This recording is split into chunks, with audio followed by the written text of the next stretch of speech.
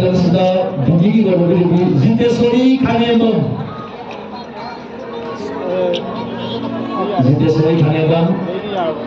안간기걸 여기가 Halo? Ay, MSFDS tadi.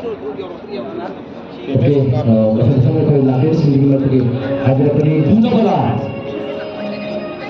udah kata aku jidesory 강해범 udah athoy asli lagi athoy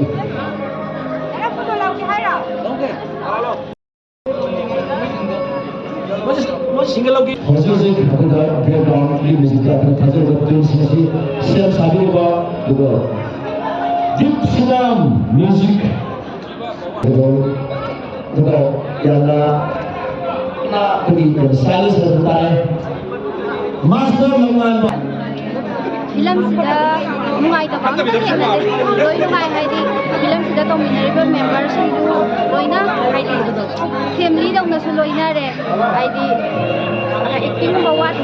सी तौरदी फजनी अदगी सी हापति फजनी हाइबसे अखबत लोइ तानारगा crew member सिंग लोइ ताना तासिन तौर तोमिनै अदुना नुंगाई तबदि अमता यावते की बसे फिल्म सिदा आइना लौजरिबा कैरेक्टर से सेरिना की कैरेक्टर नेबा हाइदी सेरिना की कैरेक्टर से पूरा कॉमेडियन नेबको सिदा यावसे मया हाइदी पूरा कैरेक्टर से दम चावे अदो कैरेक्टर से आइना लौबा मतमदा हाइदी फिल्म दा हाइदी वेब सीरीज दा ऑडियो ओइना तागिबदुगा फिल्म दा भगलकपगा हाइदी आइसे नोरौरद्रा हाइबगी पाखतपदि फावे अदुगा सोइबदि सोइजत जी हौसिफाउ किदि हाइदी अदुम गमनबा हाइदी अगंबा लेवल दा होटनजरगा सी सीजन 2 से फोम तौरे अदो मयाम हाइदी अपेनबदो ओइबिरमगद्रा ओइबिरमोइद्रा हाइबदि खंगे अदो अपेनबीबदि माले आर्टिस्ट अमगी मगुन से अदुगी मतिक चावे हाइदी मयाम की समाज की मिंगसेल के हाइतारे बो हाइदुना आर्टिस्ट दा अफबा गुंजेन दबा यादे कैरेक्टर फजबा हाइदी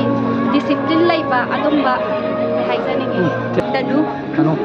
नाइबा अवाबदि थेंनरे दम खंगे याम नुनुशिबसु याम थेंनरे बको अदो के हाइदनो के हजिक सुमाना रिलीज तौ मतम साजे कायने याम नुंगाय बको आइना दु तौदा साना यामना नुंगाय बगा ओरबसु हेक तौरगा इस सुमाय तौ बिब्राने काना खजबदु खले अदो खजदना गा तौ अम्बदो माय याम तौर